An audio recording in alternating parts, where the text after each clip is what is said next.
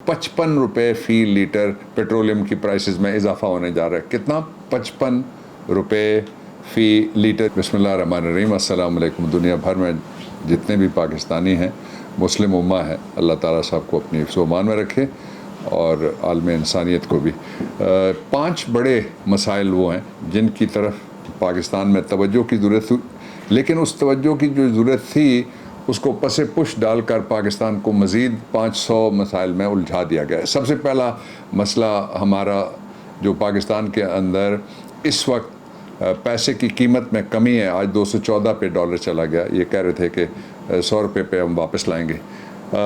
उसके हवाले से 3 ख़बरें जो मैं आपके साथ इन डेप्थ बात ज़रा छेड़ना चाहता हूँ, वो ये है कि हुकूमत और IMF के दरमियान गवर्नमेंट ने ये कहा है, इम्पोर्टेड ने, कि हमारा उनके साथ मुआहदा हो गया। ज़ाहिर है वो ख़ुद कहते हैं beggars are not the choosers, इसलिए चूज़ करेगा IMF। और मुआहदा किस टाइप का है? उस टाइप का है जिस टाइप का मुआहदा मांग रहा है इस वक्त श्रीलंका। के एतबार से श्रीलंका की पोजीशन इनके मुकाबले में बेहतर है, लेकिन वहाँ भी इसी तरह का गैंग था जिसकी वजह से लोगों को ये भुगतना पड़ा और ये दिन देखना पड़ा। जहाँ पे दुनिया में क्रिमिनल गैंग, उसके पास हुकूमत आ जाए और साथ रियासत भी आ जाए और साथ वसाइल भी आ जाएँ और साथ पॉलिसी मेकिंग भी आ जाए, तो फिर अल्लाह ताला उस मुआशरे की, समाज की और उस धरती की खैर करे। पाकिस्तान में इस तरह की रिजीम चेंज अमेरिका वाले साइफर के नतीजे में मार्ज़ वजूद में आई है। अब मैं पहली बात आपके सामने 5 बातों में से रखना चाहता हूँ, वो ये है कि हुकूमत का जो मुआहदा है उसकी तफसील जो सामने आई, उसके मुताबिक 55 रुपये फ़ी लीटर पेट्रोलियम की प्राइसेस में इजाफा होने जा रहा है। कितना? 55 रुपये फ़ी लीटर। ये वो गवर्नमेंट है जिसके सारे लोग कहते हुए नहीं थकते थे कि 67 रुपीज़ ये ज़्यादा ले रही है गवर्नमेंट इमरान खान की, और उस वक्त क्या कीमत थी, आज क्या कीमत थी, तकाबुल की कोई गुंजाइश और ज़रूरत बाकी नहीं रही। उसके साथ ही एक और नया इकोनॉमिक फ्रॉड जो आपकी जेबों के ऊपर डाके की सूरत में पड़ने वाला है, वो मैं आपको बता देता हूँ। 15 रुपये इन्होंने लेवी में इजाफा करना है और हर माह 5 रुपये लेवी में इजाफा इस महीने से, जो कमेंसिंग मंथ है, जब ये 30 तारीख को ख़त्म होगा ये महीना, तो उसमें वो इजाफा हो जाएगा। अब लेवी में और रेट में क्या फ़र्क है? रेट अलग सी चीज़ है, वो रास तनूरा से निकलता है, ब्रेंट से निकलता है, वो तेल के जो आलमी मराकज़ और मंडियाँ हैं वहाँ से रेट निकलता है, और फिर डॉलर के साथ जो डिफरेंशियल है वो एक होगा। और दूसरा ये हुकूमत लेवी, यानी जो लीटर आप ख़रीदेंगे उस पर 5 रुपये आप देंगे। इनकी जो बैरून मुल्क बैठे हुए जो जायदादें हैं उनमें इजाफे के लिए एक टैक्स आपके ऊपर लगने के लिए जा रहा है। उसके साथ ही दूसरा जो शोबा है पाकिस्तान का, पाकिस्तान एग्रीगेरियन मुल्क है, यानी ज़रई मुल्क है, और यहाँ जो ज़री अद्वियात हैं उन पे 35% GST, ये जनरल सेल्स टैक्स, यानी अगर कोई एक कीड़े मारने वाली दवाई है जो वो 100 रुपये की मिलती थी तो वो 135 रुपये की फौरी तौर पे हो गई है। कीमत में जो इजाफा हुआ है वो अलग है। ये GST general sales tax government की तरफ से उसके ऊपर लगा दिया गया है। और उसके साथ ही तीसरा जो बहुत इम्पॉर्टेंट है वो काश्तकारों को कहते हैं जी, जो काश्तकारी करते हैं, जिनके पास 5 एकड़, 5 एकड़ का मतलब ये हुआ कि जिसके पास 8 कनाल का 1 एकड़ होता है और जिसके पास 40 कनाल ज़मीन है, उसके ऊपर वो टैक्स लगाने जा रहे हैं। और बिजली पे भी मज़ीद 6% विद होल्डिंग टैक्स का नाफिज करके 400 अरब रुपए के सिर्फ इन शोबों में जो मैंने आपके सामने रखे हैं वो नए टैक्सेस पाकिस्तानियों के ऊपर लगने वाले हैं। ये 2 शोबे मैंने आपके सामने रखे। अब तीसरा शोबा है जो बहुत इम्पॉर्टेंट है, वो है कर्ज़ का शोबा। कर्ज़ क्या है? ये कहते हैं जी चाइना से हम कर्ज़ लेंगे, ये कहते हैं कि हम सारी दुनिया से कर्ज़ लेंगे, और फिर वो आपने वीडियो देखी है जिसमें जो चीफ बकारी है और क्राइम और प्राइम बकारी है, वो ये कह रहा है कि हम फिर मेहनत करेंगे, हम सारे मिल के पसीना गिराएंगे, पसीने की एक नहर निकलेगी, नहर में से एक तरफ दूध होगा, दूसरी तरफ शहद होगा, और लेकिन वो दोनों जाके ख़त्म होंगी मेफेयर में। तो इसलिए ये तीसरा शोबा था जिसमें तबाही और बर्बादी पाकिस्तान की निकाल दी गई है, और कोई सूरत हाल पाकिस्तान के लिए ऐसी नहीं रही जिसमें से वापसी हो सके।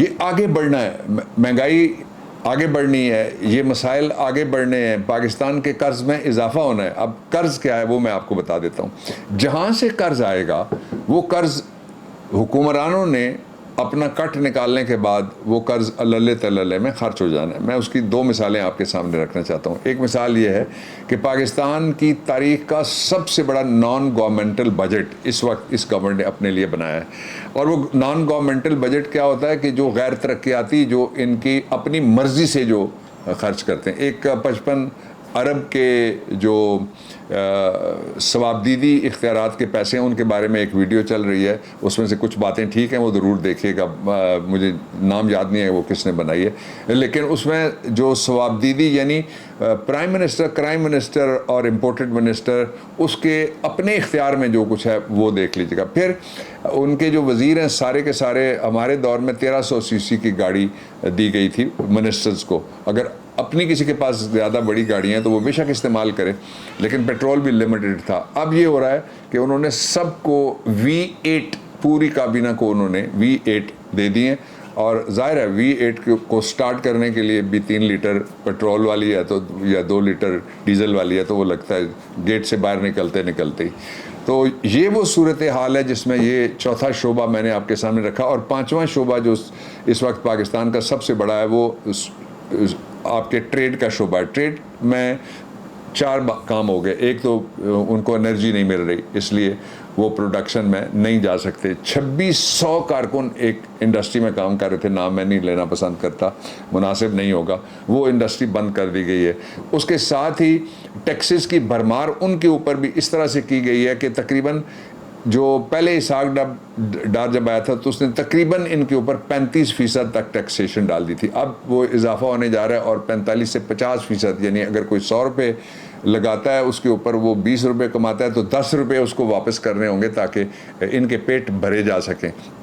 یہ وہ صورتحال ہے جس کے اندر آج پاکستان میں ریجیم چینج کے حوالے سے عمران خان نے بڑا اہم خطاب کیا ہے۔ وہ خطاب سننے سے تعلق رکھتا ہے، میں 2 باتیں ان میں سے آپ کو بتانا چاہتا ہوں۔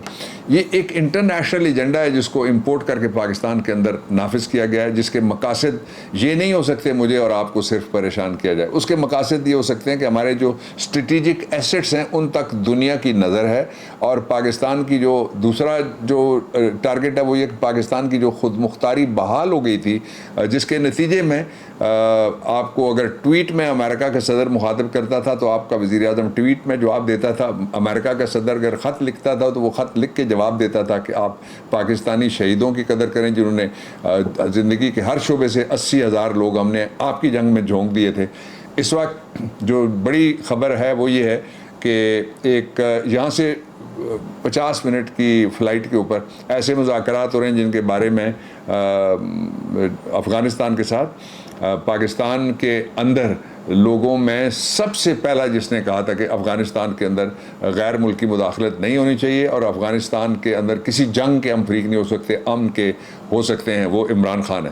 تو یہ جو اس وقت جہاں سے بھی آپ دیکھیں گے، ایک بین الاقوامی ادارے نے آج جو احساس پروگرام تھا اس نے کہا تباہ کن معیشت تھی اور کووڈ-19 تھا، پاکستان کے پاس کچھ بھی نہیں تھا سوائے ایک اچھی لیڈرشپ کے۔ میں یہاں ختم کرنا چاہتا ہوں، ایک ویڈیو مجھے کسی نے عرب نے بھیجی ہے، وہ سعودی عرب سے اس کا تعلق ہے، لیکن ویڈیو بنی ہے ایک نائجیرین اور ایک جو ہے UAE والا، وہ گفتگو کر رہے ہیں۔ تو وہ نائجیرین بتاتا ہے ہمارے ملک میں یہ بھی ہے، تیل بھی ہے، سونا بھی ہے، مائنز بھی ہیں، فلاں بھی ہے، اس کے باوجود ہم قرض لیتے ہیں۔ تو وہ کہتا ہے ہمارے پاس نہ تیل ہے، نہ سونا ہے، نہ مائنز ہے، صرف لیڈرشپ ہے، اور وہ لیڈرشپ ہمیں فوکس کر کے اپنے ملک کو آگے بڑھا کے اس نے دنیا کی اقوام میں، یعنی جغرافیکلی ہو سکتا ہے کہ یہ اگر یہ پورا کرۂ ارض ہے تو اس میں سے اتنی سی جگہ ان کے پاس ہے، اس کے باوجود وہ بحیثیت قوم لیڈرشپ کی بنیاد کے اوپر آگے بڑھیں۔ لیڈرشپ آپ کی انشاءاللہ بہت جلد واپس آ رہی ہے۔ پاکستان کے پاس دوسرا کوئی راستہ نہیں، جو مرضی کریں، یہ NRO یہ جو اپنے آپ کو دیں گے وہ ہم آ کے واپس کر دیں گے اس کو، اور جس طرح کی بھی یہ دھاندلی کریں گے اس دھاندلی کا ہم نتیجہ نکال کے آپ کو دکھائیں گے کہ پاکستان کے حق میں بہتر نکلے گا، اس لیے کہ دھاندلی کا سارا مرکز اور دھاندلی کا سارا مطلب وہ ملک سے باہر ہے، اور اس کا ٹارگٹ پاکستان کے لوگ ہیں، اور پاکستان کے اسٹریٹجک چیزیں بھی ہیں اور پاکستان کے مفادات ہیں، وہ بھی ہمارے لیے بہت اسٹریٹجک بڑا ایسٹ ہے۔ پاکستان کی آبرو اس میں پہلے نمبر پہ ہے۔ خوش رہیے، کل پھر میں بات کرنے کی کوشش کروں گا۔ اللہ تعالیٰ آپ کو صحت دے، اللہ تعالیٰ آپ کو عزت دے۔ اور حلال رزق دے۔ پاکستان پائندہ باد۔